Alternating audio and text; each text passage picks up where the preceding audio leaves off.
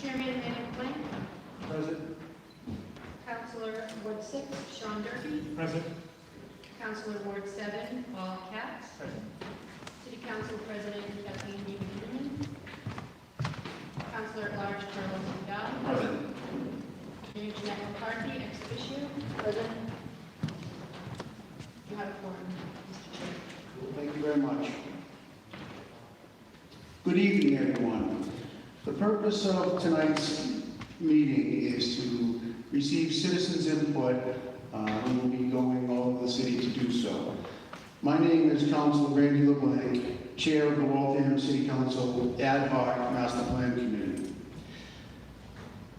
With me tonight are Councilors Paul Katz from Ward 7, Sean Durkee from Ward 6, Carlos Vidal, Councilor at Large, ex officio Mayor Jeanette McCarthy, and we have support from the Housing Director, Robert Waters, and his team.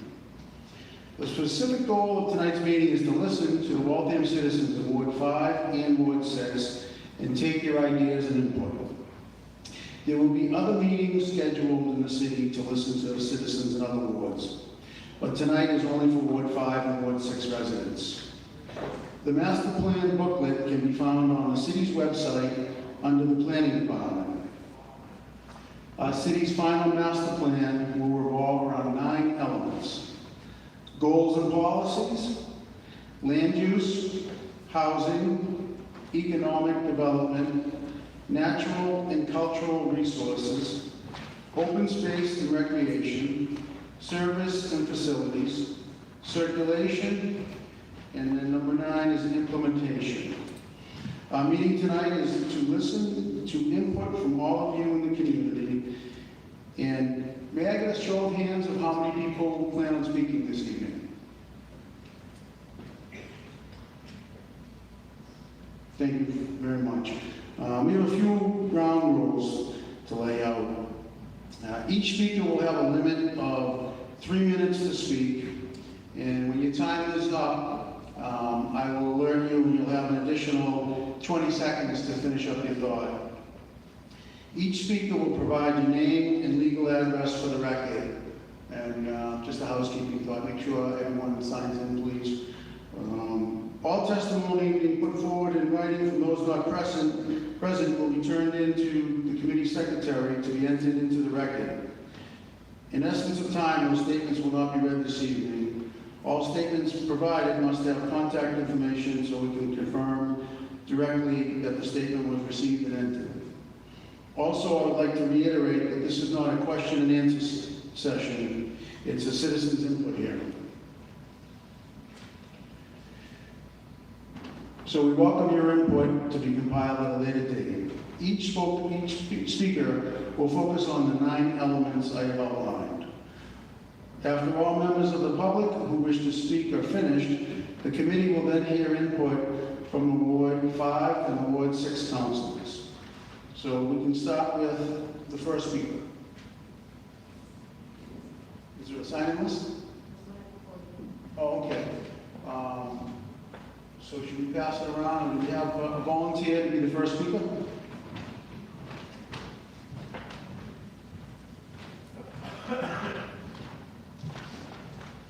So that after she signs in, then you're able to pass that around the room and have everybody sign in, or maybe Bob could do it if you're taking the notes.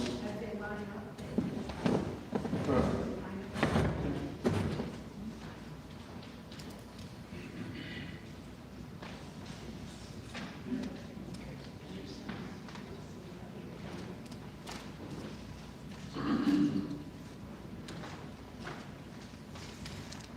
Good evening, ladies and gentlemen.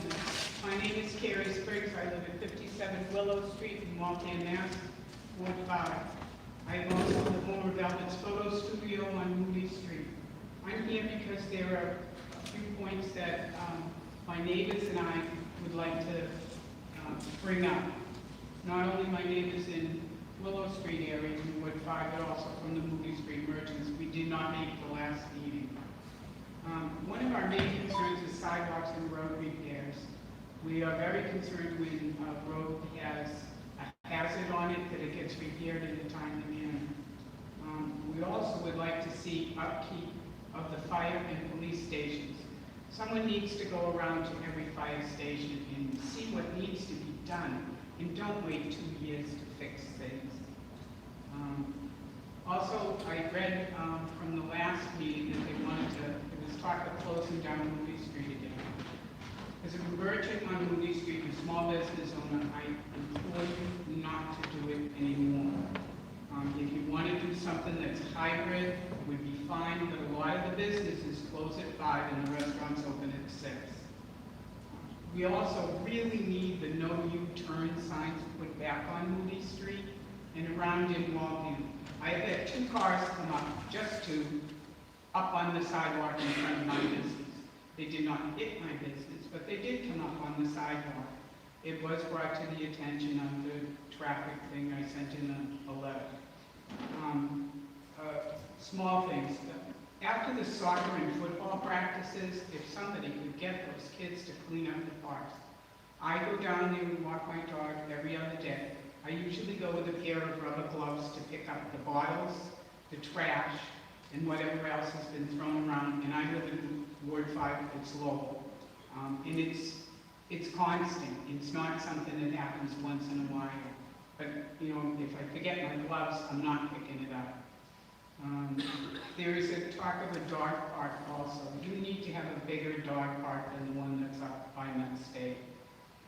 People have big dogs and small dogs. Now you have one for small dogs and you have one for big dogs. What if you fill up with a big dog and a small dog?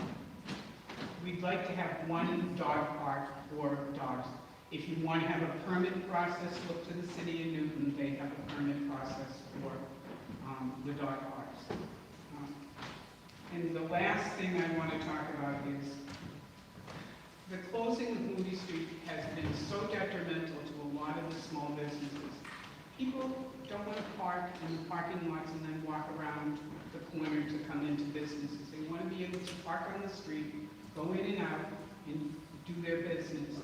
We have a lot of elderly people and disabled people that have complained to me, I'd love to come into your business, but it's too difficult for me. Right? Am I done? Continue, 20 seconds. Oh, okay, thank you. And that's all I really have to say. I thank you for your time and for being here. Thank you very much for your input. And we have the next speaker. Good evening. Jimmy Becker, 74 Oakley Lane. I have 3 quick things. First, a thank you about this Wayside Rail Trail. I don't know how many years it's been in the making, but I'm thrilled that it's coming. And I'm sure lots of years of hard work went into that, so that's very exciting. I lived in Arlington when the Minuteman Trail opened, and it's just, it'll blossom on day 1. Secondly, I live on Oakley, and when it rains, there's all sorts of furor about the flooding, and then when it's dry, it all dries up and goes away. And I know there was supposed to be some flood mitigation done that I think was not done. So just reiterating that even though it's been a dry year, the problems remain for everybody who lives there and elsewhere. And then third, and then I'll be done, I walk through the Treat Estate Woods every day with lots and lots of people. And there's a lot of trash there. And my recommendation is, it would be great if you could put a trash barrel at each end, at the tree parking lot. Lots of people come with their dogs, and some people like leave their dog poop bags on the trails. They're like nice enough to pick it up, and then they leave the bag. And the other end is Waltham High School. And it would be great to have a barrel there because I don't want to blame the kids, but there's a lot of trash that's obviously from the high school kids. There's lunch cartons and all sorts of stuff. That's a real treasure, that trail. So I think all it would take is trash barrels at each end, and a lot of the problems go away. Thanks. Thank you very much for your input. Next speaker.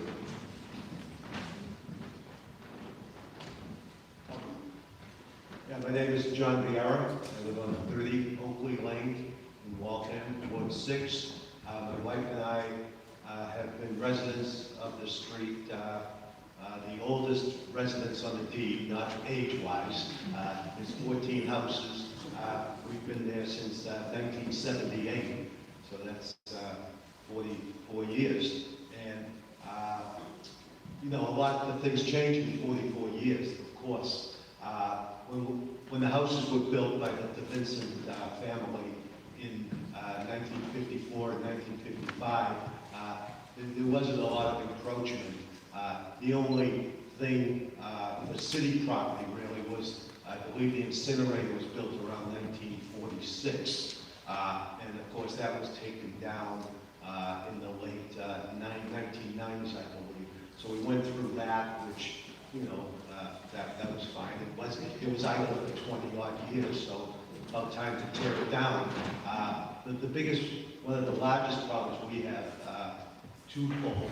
The end of the street towards Beaver Street, there is a lot of water issues. I mean, the houses were, well, they are built on a floodplain. I'm not sure if there was a floodplain in 1954, but it was a 100-year floodplain, and then with changing of things in around the year 2000, it was redistricted. So some of the area is a 100-year floodplain, and some's a 50-year floodplain. Of course, you know, if you have 10 floods in 100 years, it's really a 10-year floodplain, or if you have 5 floods in 50 years, it's a 10-year floodplain, whatever. But there's been so much encroachment in the 40 years we've lived there with the city yard, basically. I mean, it was a small yard when we moved in there in 1978. It was, you know, basically the size of an infield on a baseball field, and now it's like well over a size of a football field. The city did many studies about 20 years ago, and environmental people came in, this, that, and everything, and there was pipes put in, and there was drainage for the city yard, nothing really for the residents, but the city yard did get built up a little bit, and, you know, water finds its own level, so it just spreads out. Also, activity-wise with the city yard, you know, conservation, Consolidated Public Works, as they're called now, you know, there's thoughts of moving the city yard, which would be great for the residents, because when the houses were built, it wasn't like that, so it's kind of the old not in my backyard type of thing. You know, activity-wise, there's a noise ordinance in Waltham, and it's supposed to be 7 to 4 on Monday through Friday, and then Saturdays it's supposed to be 8 to 3, and no activity on Sunday. But I've done studies in the past, and there's always the exception, and the exception always seems to be water and sewer. There's breaks. 20 seconds. 20 seconds. There's breaks, and you know, there's activity, you know, out of those hours, you know, 30 days out of 50 days, whatever. And with the rail trail coming in, which I agree, I bicycle, a lot of water and sewer equipment has been moved from the bike path near the railroad tracks into the city yard. So that means more and more activity and noise. 2 o'clock in the morning, 3 o'clock in the morning.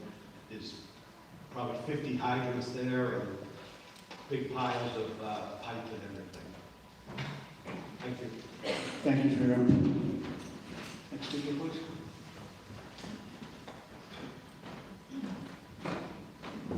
Hello, I'm Gary McElroy, 41 Pavilion, I'm a neighbour of John's, and I just want to touch on what he said about the noise of the Department of Public Works.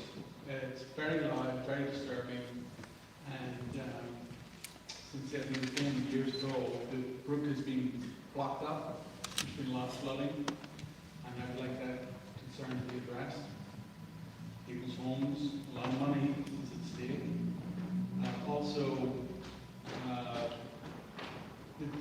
the neighborhood is noted as a private way. That was some kind of deal, I guess, many years ago when it was first installed with the city. That was done by people long before John been here for 5 years. But there's new neighbors who moved in, and we're wondering what's going on with that. What does that mean? Can we get a gas line down the street? do we get Public Works to come and fix the road? We're concerned about that. So between the flooding, the noise, and public domain in the neighborhood, we would like that to be addressed, if there was some way that could be clarified. Thank you very much. Thank you very much for your input.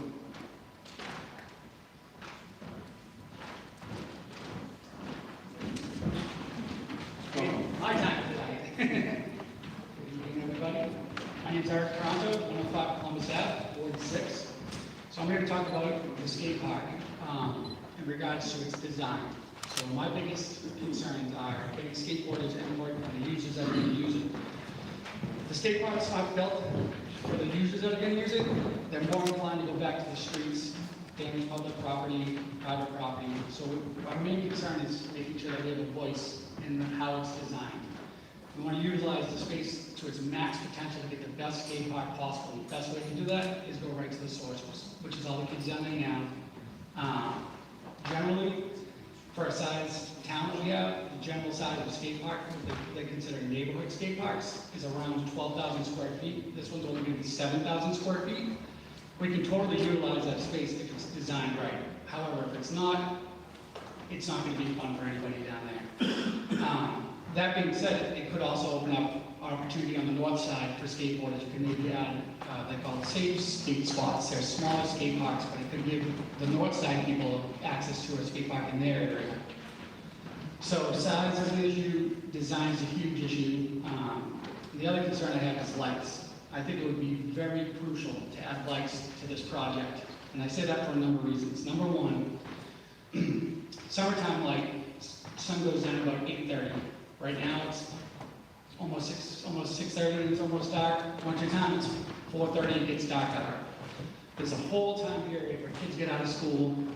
They get out at what, 3:30? So they don't leave them much time to go and utilize that park. So if you had lights till, let's say, the latest sunset in the summer, which is about 8:30, people will be able to utilize it after work. Kids will be able to utilize it till at least 8:30 on school night, which is great. You get more use out of the park all around. But most importantly, I think it's a safety issue too for those late night dog walkers. They're not walking around in the dark.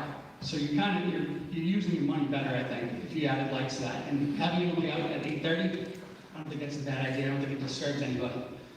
And the last thing I have is more police presence down at the skate park, just in general. As a kid growing up, Officer Conrad would come down on his motorcycle, and it was awesome. He built a great bond with all the skateboarders. He really opened up everybody's eyes to how good police officers were. So there was a mutual respect from skateboarders and officers, and I think that can definitely be a good thing. Not to mention that kept the area safe, kept the riffraff out, and that would be a huge thing to add to this, more police presence. So that's it. Thank you. Thank you very much for your input. Next speaker. Good evening, my name is Bill Greenwood. I live at 36 Cross Street. I own a two-family that's 36 and 38. My question is, I'd like to see more done about these illegal rooming houses that are in the city. I've probably got 3 of them alone on my street. My street's only 1 block long.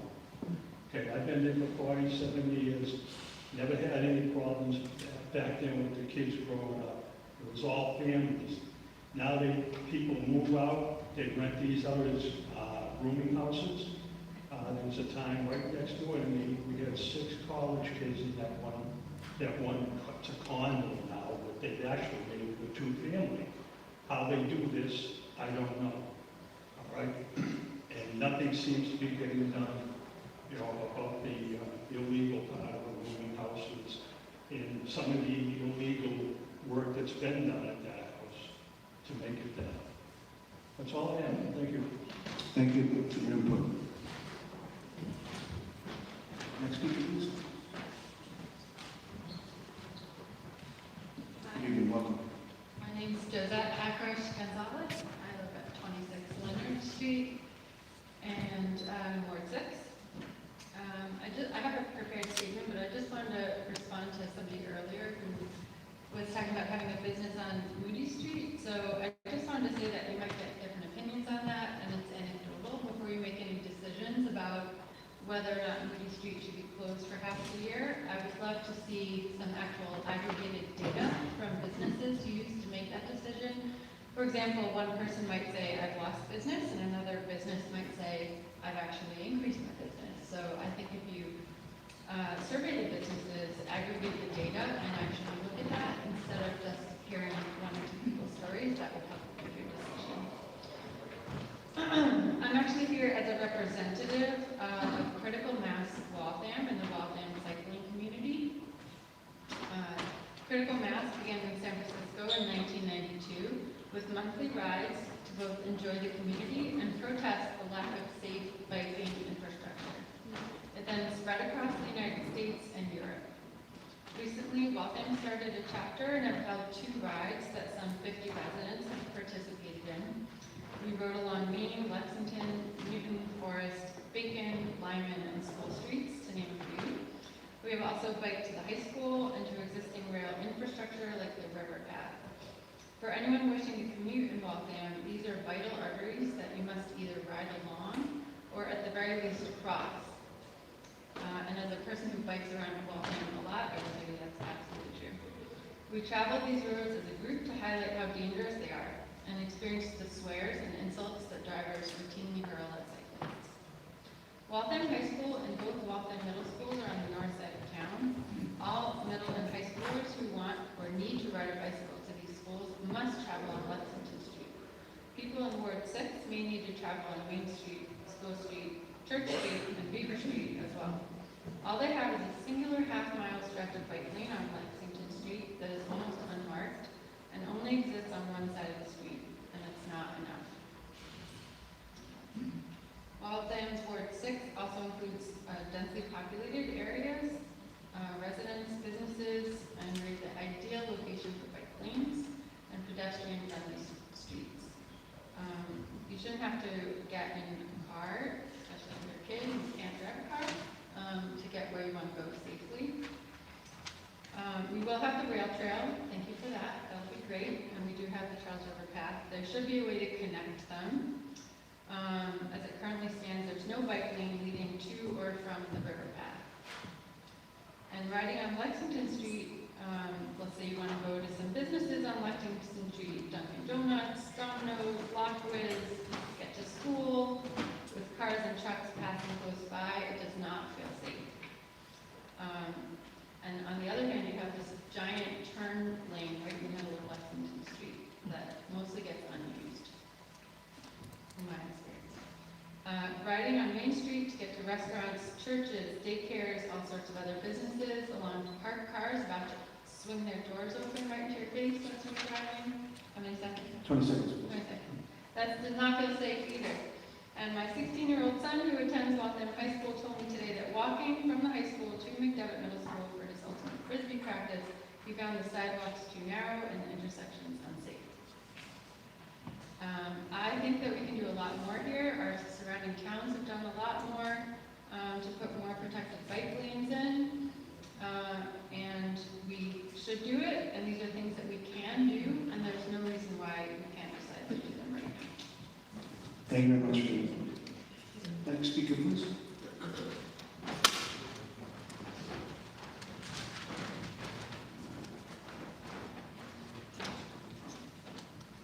Hi, I'm Debbie Seal. Good, I think. I'm 11 Clinton Circle and Ward 6.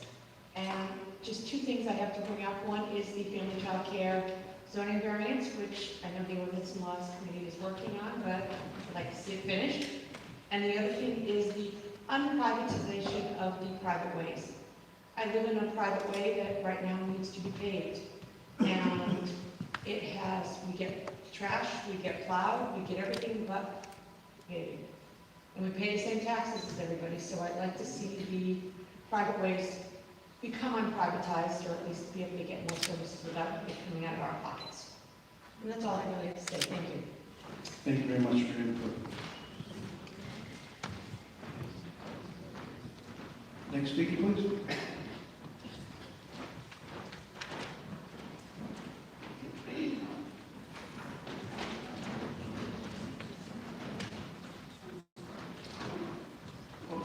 I'm Christabel Tappan Trees, 52 Columbus Ave, Ward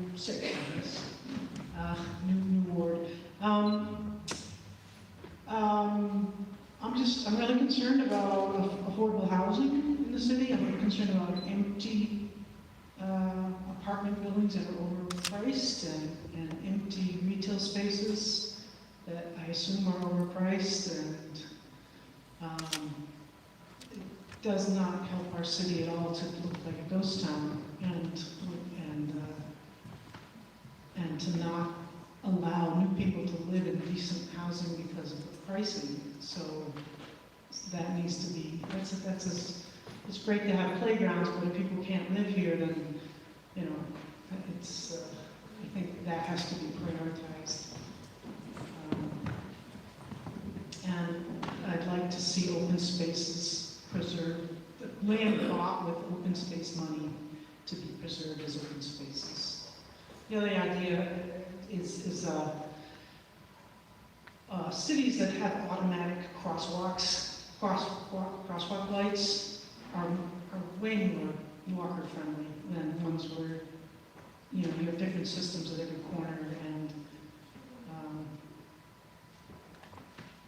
people tend to not use them or jam on the button, or just automating the light cycles makes walking so much easier, especially in busy intersections. Thank you very much. Next speaker. Hi, Sonia Wadman, 240 Beaver Street, with the Waltham Land Trust. I'm speaking now on behalf of Connor Richardson, who is on our board, who's a Ward 5 resident on Wright Street. The Waltham Land Trust is pleased the City of Waltham is seeking community input as it updates and combines its current master plans. Our Board of Directors and 360 dues-paying members, along with hundreds of supporters, demand that the new City of Waltham Master Plan recognize the reality of climate change by preserving all open space in the city regardless of size, because pocket parks are very important as well, and making permanent conservation of open space a priority by placing conservation restrictions on land acquired by the city for open space and legally required when Community Preservation Act funds have been used. At this time, the Waltham Land Trust is not aware of parcels available in Ward 5 or 6 that the city should acquire, but we are always on the lookout. However, there are 2 properties in Ward 5 and 6 that were purchased either entirely or partially with CPA funding. That's Community Preservation Act funding, and therefore need conservation restrictions. In Ward 5, 287 AFT Grove Street is a 2-acre meadow in the Bleacher neighborhood, bounded by Grove Street, Wright Street, and Massasoit Street. In October of 2013, the Waltham City Council approved the recommendation of the Community Preservation Committee to purchase 287 AFT Grove Street, and the transfer was completed the following year in 2014, over 8 years ago. More recently, in Ward 6, 240 Giver Street, the historic agricultural property known as the Waltham Field Station, was purchased by the city from the University of Massachusetts on March 1st, 2022. And after years of advocacy by the Waltham Land Trust, Waltham Fields Community Farm, Green Rose of Waltham Community Garden, and many others, we applaud the city's action and look forward to a permanent conservation restriction being placed on this highly fertile land that provides food and nourishment to thousands of Waltham residents and others in our region. Thank you. Thank you very much for your input.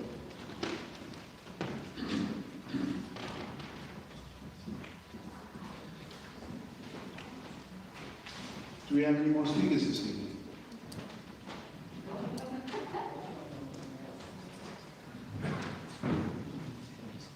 Welcome. Hi, my name is Melissa Troney. I live at 16 Douglas Street. First, it would be great to see an additional voting location in Ward 5-1. Right now, residents have to pass 2 other voting locations to get to that location, the former Bright School. Also, on election day, there's often traffic. People have to cross, park across the street, which causes safety concerns. In addition to that, I really hope that the city of Waltham will implement the tenants' right ordinance that CBC is currently working on. Thank you. Thank you very much. Next speaker, please. Hi, Dan Kessler,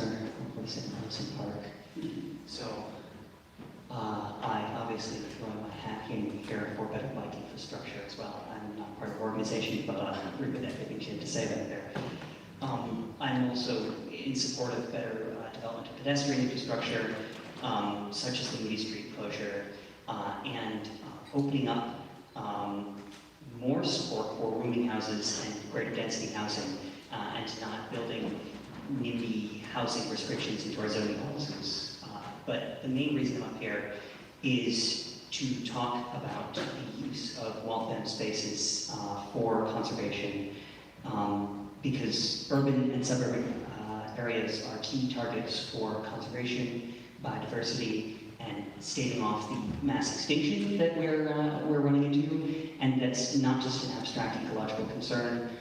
Research has shown that higher levels of biodiversity, such as to put it in quantifiable terms, each additional bird species that someone sees on a day-to-day basis is the equivalent of putting $1,000 or so in their pocket annually in terms of the effect on happiness. So this is something that's a real consequence for the well-being of Waltham residents. So I support the Waltham Land Trust's recommendations on conservation restrictions and land development. I support development of useless dead turf grass as urban meadows and pollinator gardens, an increase in street trees with a focus on ecologically valuable native species such as oaks, and the use of more native plants and dental plantings in our urban spaces, which are otherwise just decorative expenses of enormous costly lawn to maintain.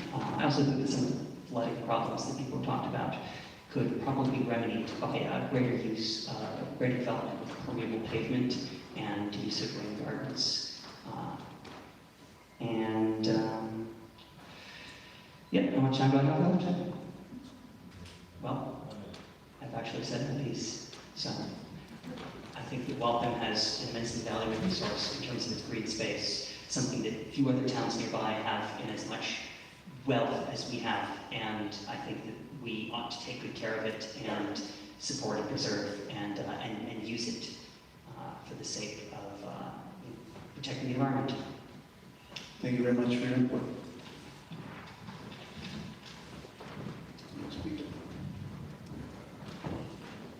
Good evening. My name is Paula Oliveri. I live on Kenmore Terrace. I'd like to support some things that were mentioned tonight, which is sidewalks on Grove Street, Willow Street. You can't get a stroller from Bright Street to Willow right now. And I don't know whose responsibility it is when the owners of the property have so much overgrown bushes that you have to walk in a street. I don't think that's, a city's liability to do that, which also brings up a couple of points where people mention the trash in the city is terrible. I see people all the time, and I give them so much credit, pulling up other people's trash from the streets and the sidewalks and the playgrounds. It's mentioned that we should put barrels places. You put barrels places, they all need to be emptied. I don't think we have the support from the CPW to go around every single day and empty these barrels. I think the CPW is completely overworked. I think they do the best they can. I think maybe getting another crew in this city right now to make it look better than it does, because I think we're better than what we're supplying right now. And I don't think that's the workers in the city. I think we need more of them to go around chop bush. Sometimes you're at a red light and you can't see around because there's bushes that are overgrown. It's a hazard, and sometimes you can't even walk on the sidewalks because things are overgrown so much. But again, I think we need more people to do that. And I also support the paving of private ways. Thank you for your input.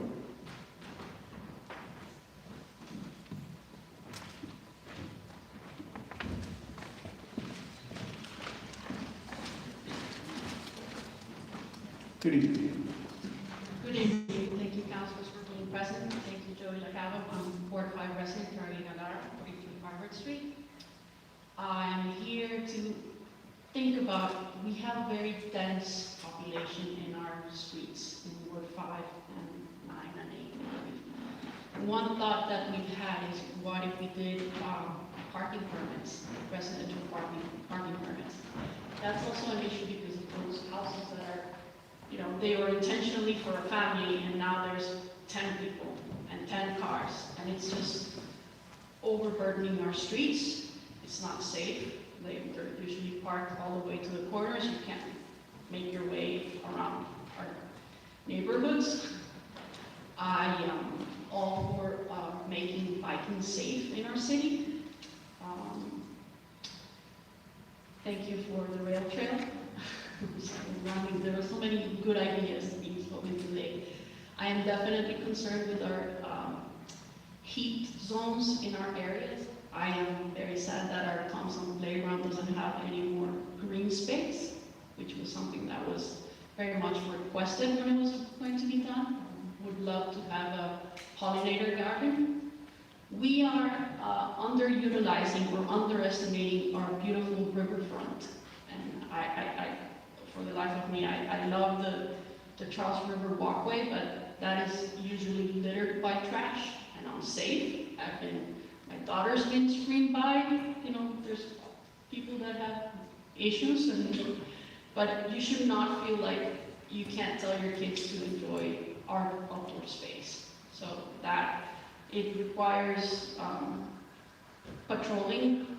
I know sometimes we see dark patrols, but I don't know if it's a lighting issue. Our wonderful fields do require lights so that we can have our sports, keep the kids active, keep them healthy. So many great things. I love our town. I haven't been here for as many years as many of my neighbors, and I've seen a lot of changes, and I think we can continue to revamp our city into the wonderful community that we all envision. So thank you for these hearings and meetings, and I look forward to updates. Thank you so much. Thank you for your input. Next speaker, please.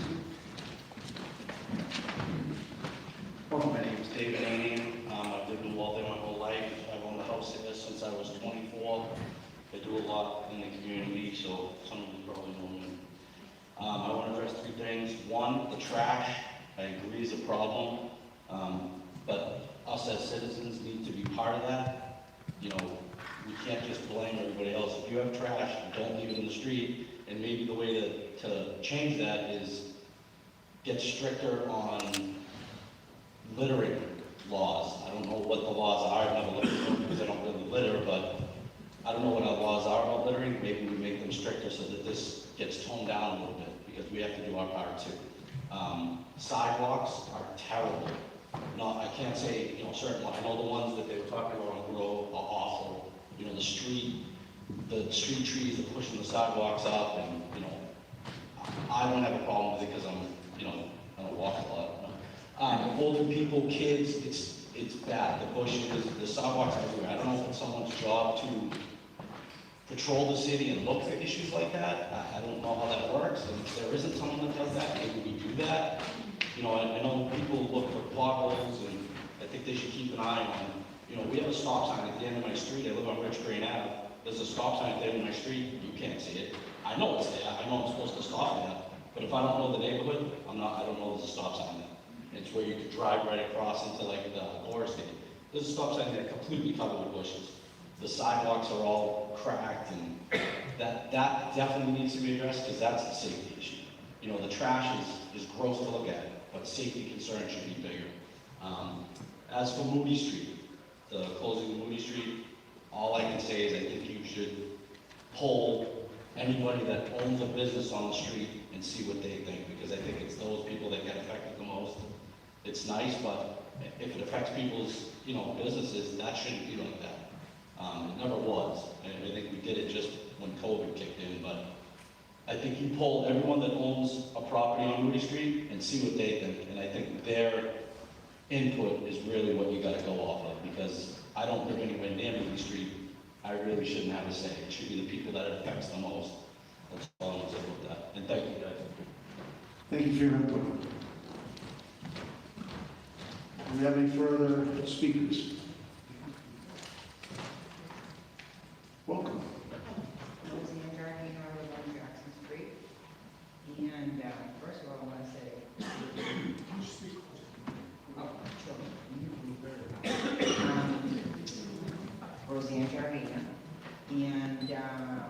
First of all, I want to say that Hospital Park is amazing. Thank you, Jeanette. Whoever did it, it's not enough people know about it. It's the little rides. My granddaughter always says, can go round and round every single weekend. Every weekend. So, anyway, so that's my good thing. My suggestion, Zara, because of all the rats, I have, it's really, my grandfather built the house I'm in now in 1949. And it's the first time I'm really thinking about selling it. And it makes me very sad. But, some people maybe cannot afford trash cans with covers. Maybe the city could give them trash cans with covers. Because the trash is, I went around and I actually, the Board of Health has been amazing. They come out, they're seriously amazing. They come out, they tell people what to do, but then they can't be there all day long to police them. So they can only ask and the landlords don't listen.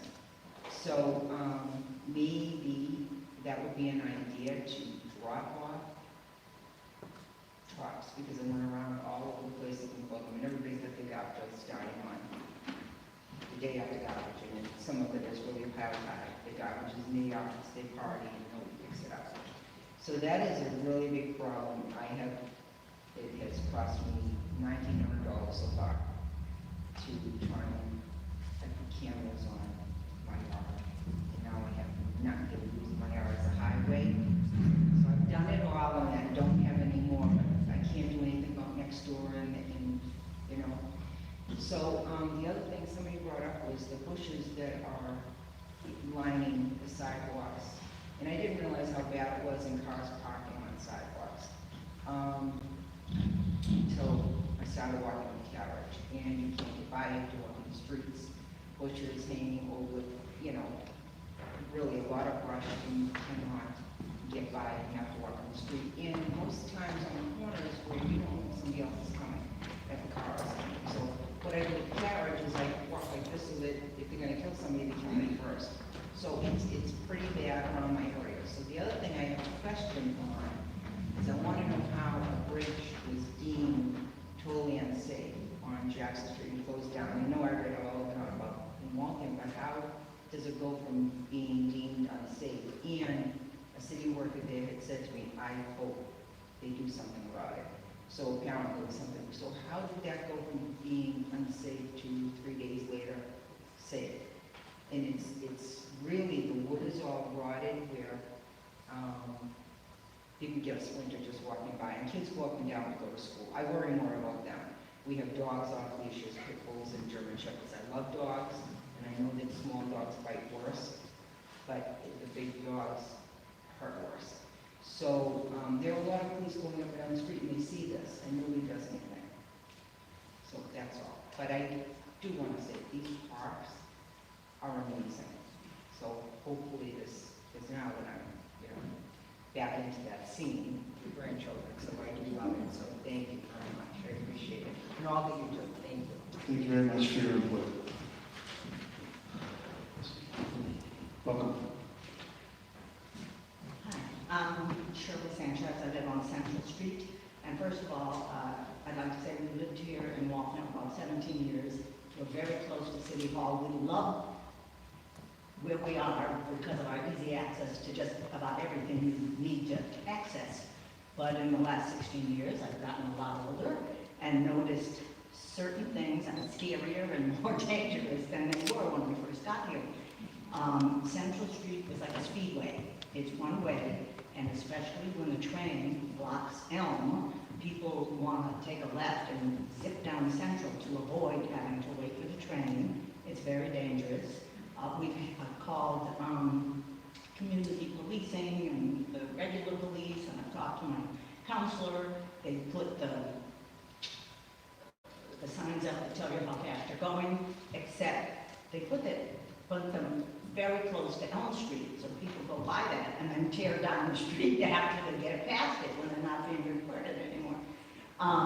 And there's lots of children on the street now that didn't used to be there when we first moved. My husband and I are living with 2 dogs that we walk all the time, and it's getting scary to do so. To cross the street, Central's one way. but I look both ways, because I never know, because people go the wrong way down Central to get a shortcut, because they, for whatever reason. And also someone I think mentioned this about the bushes and people parking very close to the corner, people come up Jackson and then speed around. Clearly they can't see what's happening, who's coming down Central. We've had several accidents on our street because of that. People maybe a little inebriated, I don't know what, coming down Cross have hit several cars on that street. My car got hit, my husband's car got hit, and with the speeding and the people going the wrong way, I called at one point the police department, who do a very wonderful job and are usually responsive, but one officer said to me, well, what do you want us to have someone sit there all day? And I answered yes. Someone sit there all day for one day and see what you can find. Because especially when the train is blocking Elm, that's when they go, you can see them. All of a sudden you see like 10, 12 cars speeding by and I say, oh, the train's there. Okay, it's very obvious. That's my biggest complaint because it's dangerous. Also, other people talked about the sidewalks. They are bumpy sometimes and cracked and it's hard to walk. But especially in the winter, I am terrified of this winter. We have a new puppy, a big dog. I don't know where I'm going to walk this dog because if I go down Central, I must walk in the street to walk the dog. And if I get to Newton Street, take a left to go around the senior center, sidewalks on the east side and the north side of the senior center are not plowed correctly. It melts, it freezes, it melts, it freezes, it's bumpy, it's terrible. Sometimes the senior center parking lot is plowed well, so I cut through there. But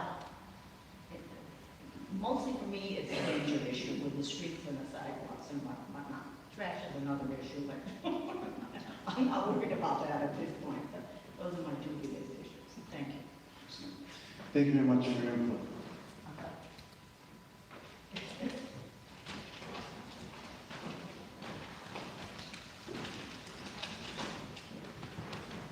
Welcome. Welcome, thank you. I'm Dennis Sanchez, I live on Central Street. I just wanted to add what my wife just spoke to. It has to do with the traffic on 3rd Street. There's a traffic light that normally when you come to a traffic light, you have the right way to go through that traffic light, but they have the timing on the traffic light so that the people coming up Lyman Street can take a left turn, we have to wait, and then we try to cross the street because the light turns green. And if you do have the police sit there for an hour or two, you'll notice that the people give us the finger because we don't give them right away, even though we have the right to go straight through the light.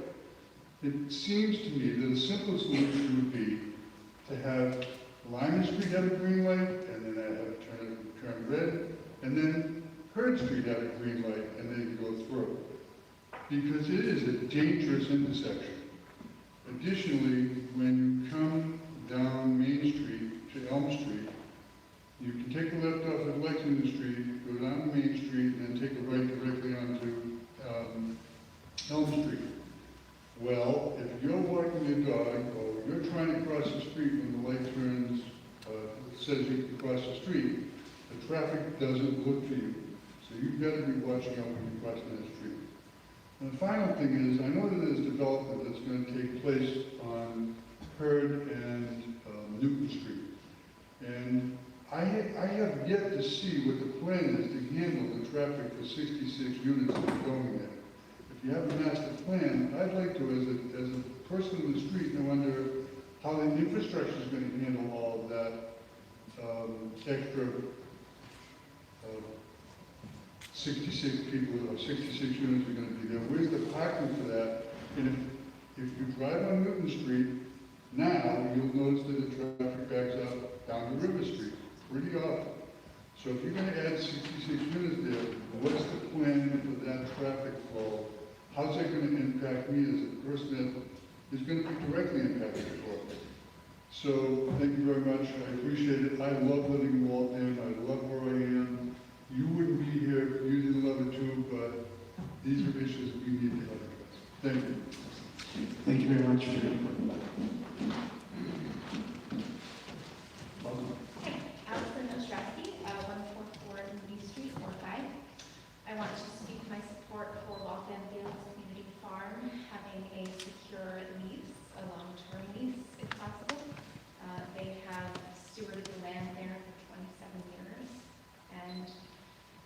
City of Waltham bought the land from UMass, an amazing purchase. It's great land.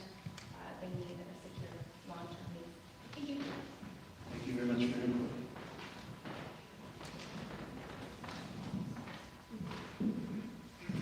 Welcome.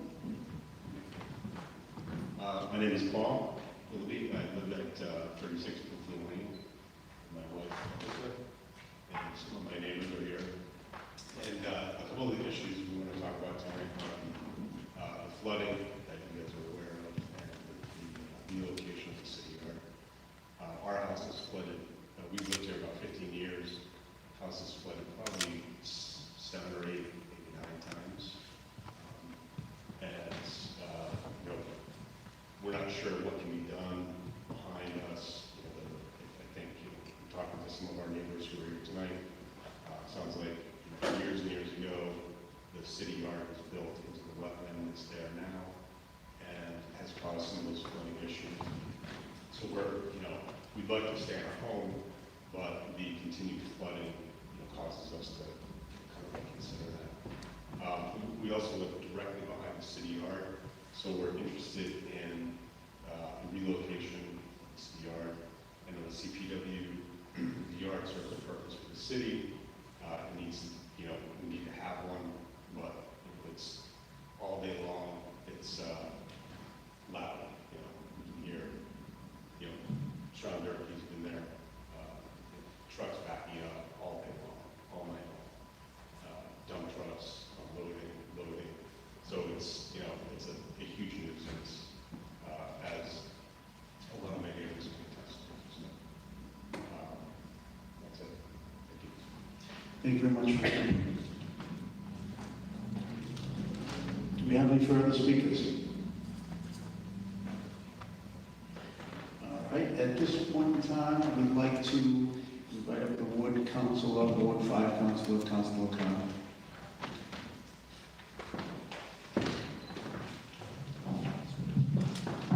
Good evening, everyone, and thank you for coming out. These meetings are very fun. I'm glad that the city is taking a proactive step in putting together these meetings where we can gather real citizens' input as we put forth a new master plan.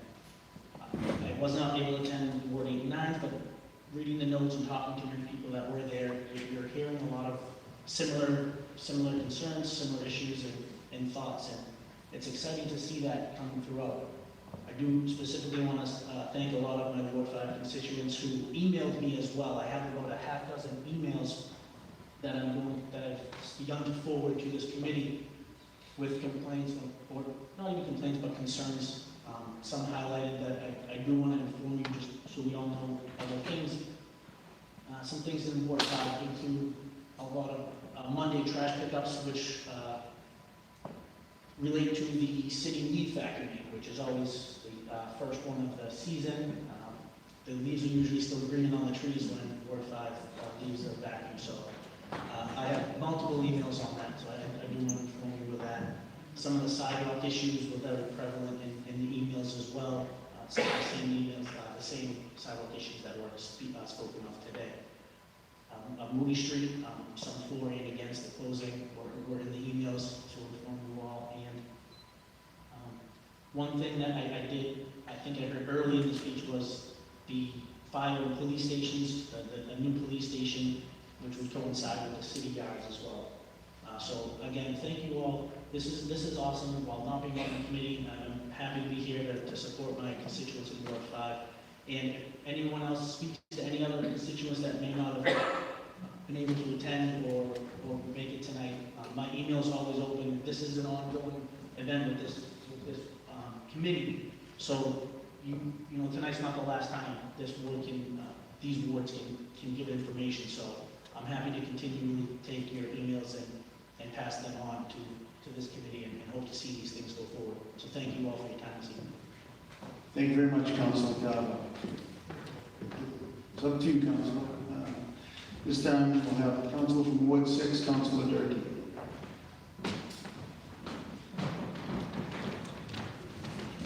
I want to thank everyone for coming out tonight. I'm really excited about the master plan. I've received some emails too. I'm going to forward them to Mr. Waters and make sure they're all Ward 6 and 5 who met tonight, because we have some similar issues.